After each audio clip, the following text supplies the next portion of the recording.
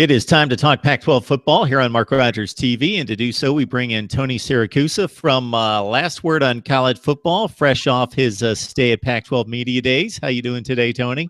Hey, Mark, how are you? Always good to join you.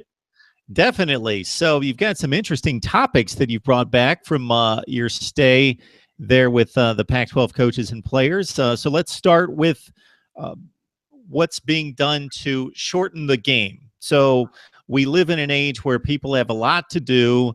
They don't have a high attention span. And even though football is a fast moving game and it's perfectly tailored to television and the breaks in the game time out well with the commercial breaks, it's still a 3.5 to 3:45 event for college football on Saturday afternoons.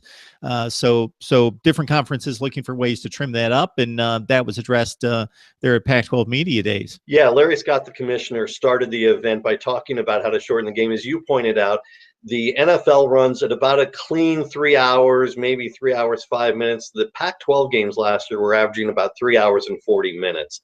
And the issue isn't so much the fans at the game that the conference is worried about, but the TV fans. And so what they're going to do this year there's a couple of things. They're going to shorten the halftime by 5 minutes. So it'll be 15 minutes long instead of 20. Scott made a point of saying that all the coaches were on board with that. The coaches actually felt 20 minutes was too long. Players start getting antsy and they want to get back out on the field.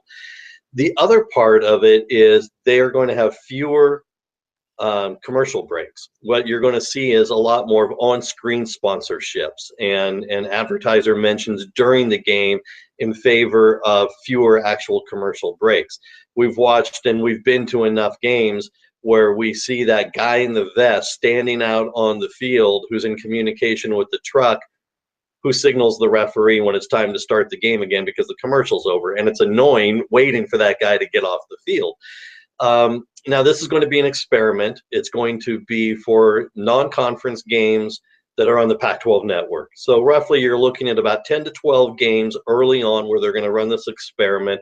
They expect to be able to shave about 10 to 15 minutes off the game that way. You answered my question there at the end, Tony, because knowing how these things work and working in the industry myself, I couldn't foresee this taking hold on a national level involving the likes of CBS and Fox and ESPN right out of the gate, because obviously they need to make their money and love the 3.5-minute television breaks as opposed to some of the creative aspects that you just mentioned, that money can still be made up without extending the breaks or shortening them to accommodate the fans. So hopefully that takes 10 or 15 minutes off the game and makes it a little bit more manageable, especially some of those late night Saturday games, especially for guys like me that like to keep up with the Pac-12 on the East Coast and are rubbing my eyes at 2:15 in the morning watching Luke Falk throw his 73rd pass of the game with a 42-16 lead.